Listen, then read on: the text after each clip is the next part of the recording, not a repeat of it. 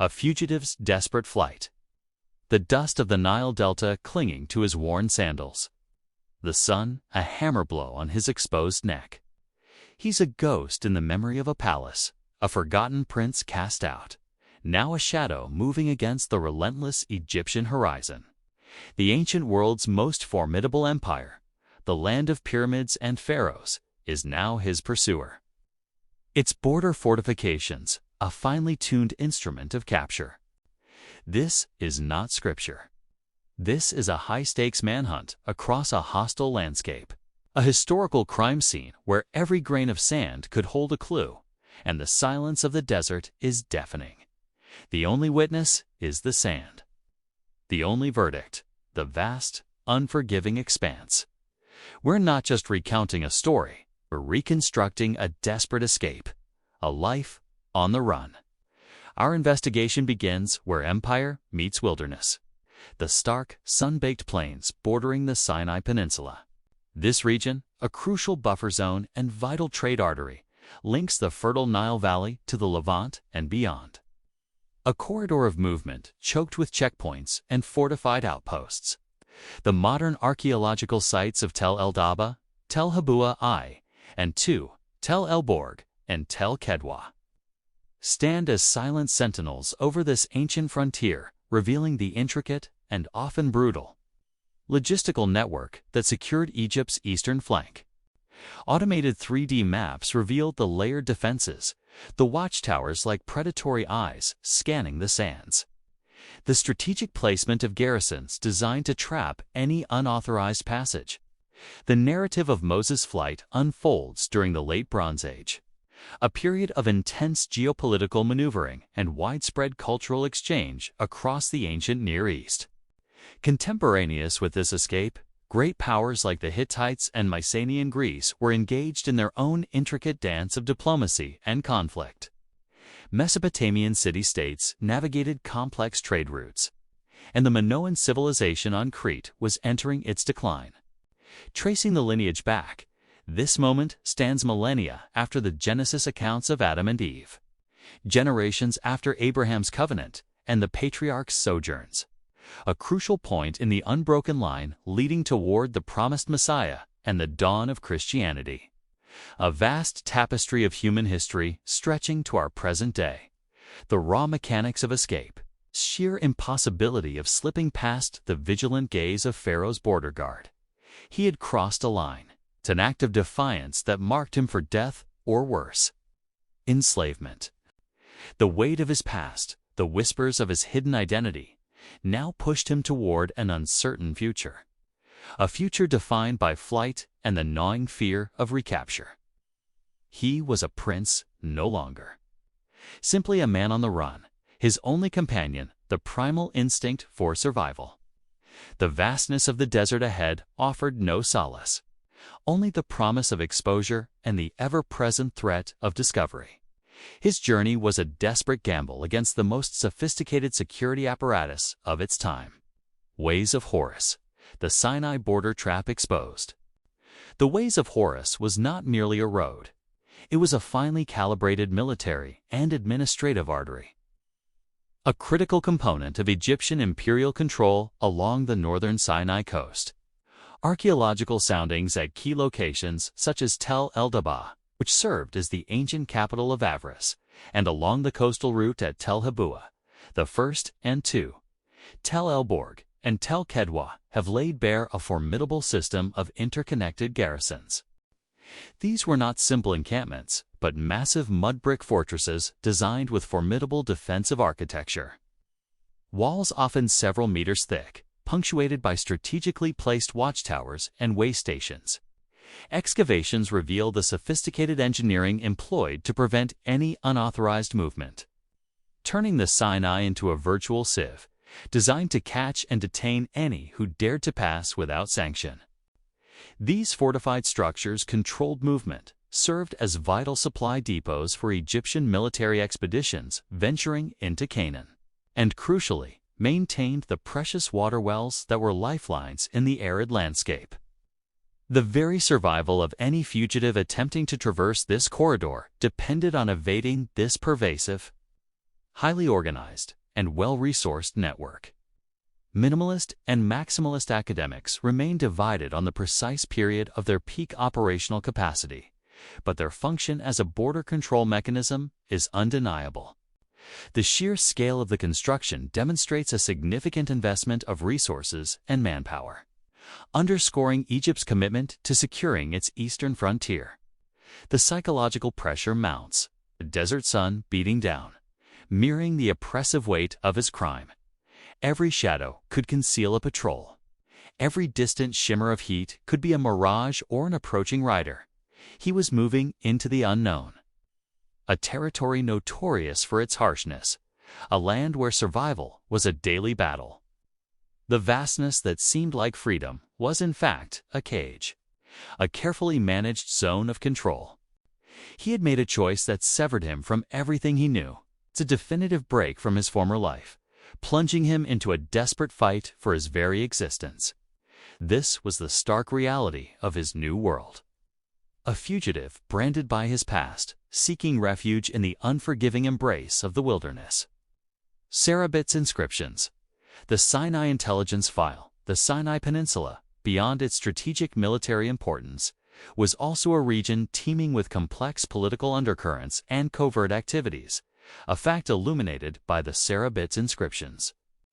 While often discussed in the context of early alphabetic script, these inscriptions, discovered at sites like Scarab el-Khadim, provide a crucial intelligence window into the interactions between Egyptian authorities and local populations, including foreign laborers and perhaps even dissidents. These texts, etched into stone, reveal not just religious devotion but also administrative notations, personal messages, and potentially indications of discontent or subversive political sentiment amongst those working in the turquoise mines.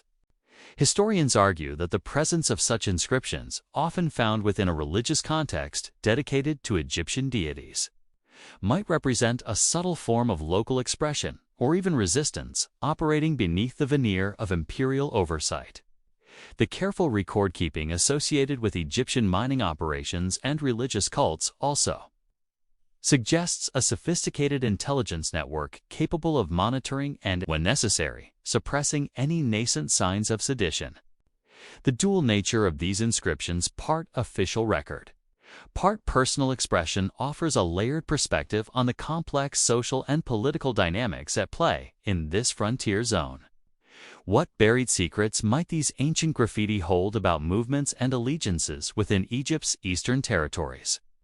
If you find this deep dive into ancient intelligence compelling, please let us know in the comments below. The critical moment of decision. The point of no return. He had made his choice, and now he had to live with its consequences. The weight of his actions pressed down on him, a tangible burden in the suffocating heat. He looked back, if only for a fleeting second, at the receding silhouette of Egypt, a land of power and privilege now lost to him forever. Ahead lay only the unknown, a landscape that promised hardship and danger, but also, perhaps, a sliver of hope for sanctuary. This was the breaking point, the catalyst for a journey that would redefine his existence, forging him in the crucible of exile. He moved with the grim determination of the hunted, his senses heightened to the slightest anomaly. The ancient Egyptians, masters of logistics and frontier control, had established a robust system to ensure their borders were impenetrable. The Ways of Horus, a meticulously engineered corridor of control, was the primary artery of this system. Archaeological evidence from sites like Tel el-Daba, the former Hyksos capital and later a significant new kingdom center, and the coastal fortresses of Tel Hebua, the first and two, Tel el-Borg, and Tel Kedwa, paints a picture of pervasive surveillance. These were not haphazard outposts. They were integrated garrisons, complete with thick mud brick walls, watchtowers, and vital water sources, forming a chain designed to intercept and detain any unauthorized passage. The engineering of these structures demonstrates a deep understanding of defensive warfare, built to withstand siege and to project Egyptian authority deep into the Sinai. For a fugitive like Moses, traversing this landscape meant navigating a gauntlet of vigilant eyes and heavily fortified positions, each one a potential trap.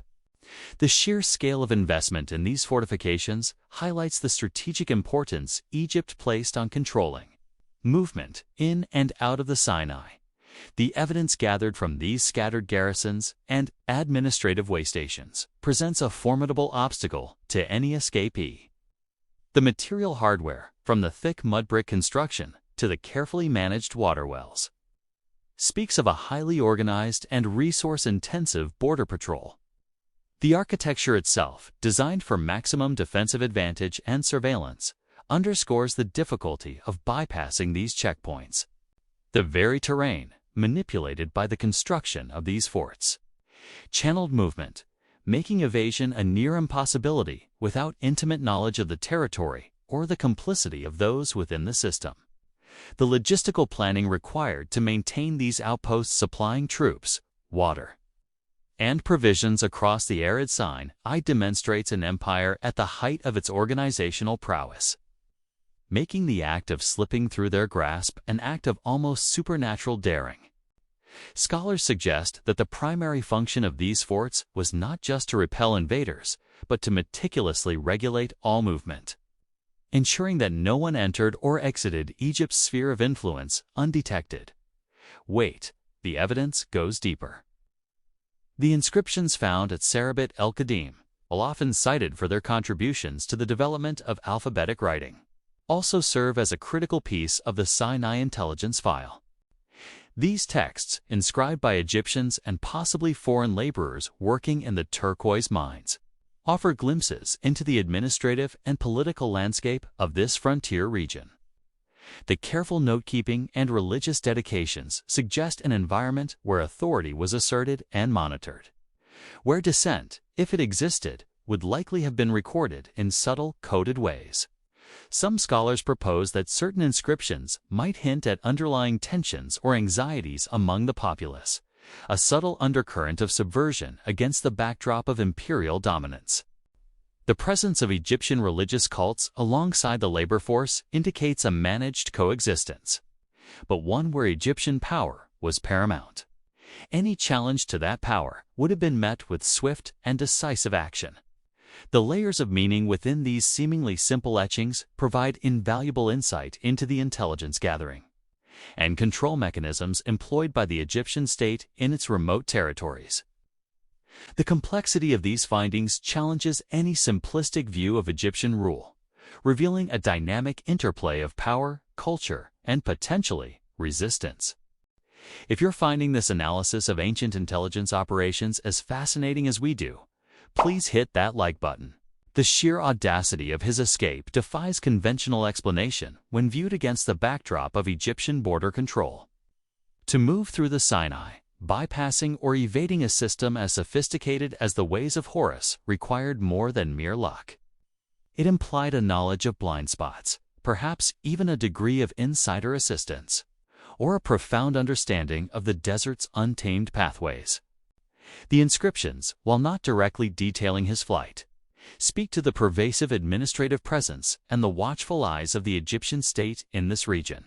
They reveal a territory where every movement could be observed, every interaction scrutinized, the possibility of a clandestine network of sympathetic individuals operating within the Egyptian system cannot be entirely discounted when considering such an impossible journey. The intelligence gathered by the Egyptians was extensive. Understanding their operational capacity is key to understanding the magnitude of his achievement. The smoking gun, the architectural debris and excavation layers at the Ways of Horus sites, particularly at Tel Hibu-Ain II, Tel El-Borg, and Tel Kedwa, offer the most compelling physical evidence of the border control apparatus Moses would have faced. These garrisons were constructed with immense, thick mud brick walls, a testament to Egyptian engineering and a formidable physical barrier. Excavations have revealed the layout of these fortresses, including watchtowers positioned to maximize visibility across the surrounding desert plains, control points for regulating passage, and storage facilities for water and supplies. The layers of occupation show a consistent use of these sites for defensive and administrative purposes over extended periods, indicating a well-established and continuously manned border. The strategic placement of these forts along the presumed northern coastal route, the most direct path to Canaan, highlights the Egyptian intention to create an impassable barrier. The topographical reality of these sites, often situated on slightly elevated ground or natural choke points, further amplified their defensive capabilities. The sheer scale of these fortifications, often covering significant areas and requiring substantial labor to construct and maintain, points to a highly organized logistical operation. It was a physical manifestation of imperial power designed to leave no room for unauthorized movement. Minimalist and maximalist academics remain divided on the precise dating of every individual structure, but the overall function as a defensive cordon is clear. This was the hard reality of the Sinai frontier, a zone of absolute control.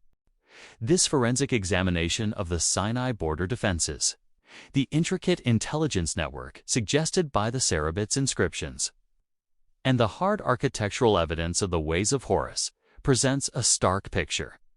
Moses' flight was not a simple dash into the desert.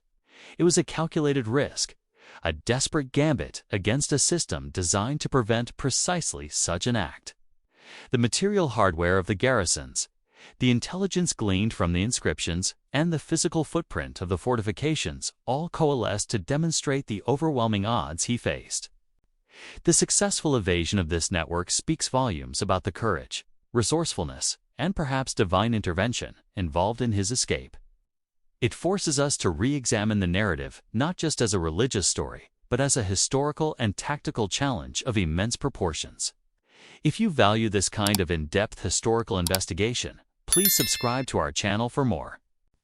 The combined evidence layers the formidable military infrastructure of the ways of Horus, the complex political and administrative landscape revealed by the Sarabit inscriptions, and the very physical presence of the Egyptian border fortifications paint a compelling picture of the challenges Moses faced.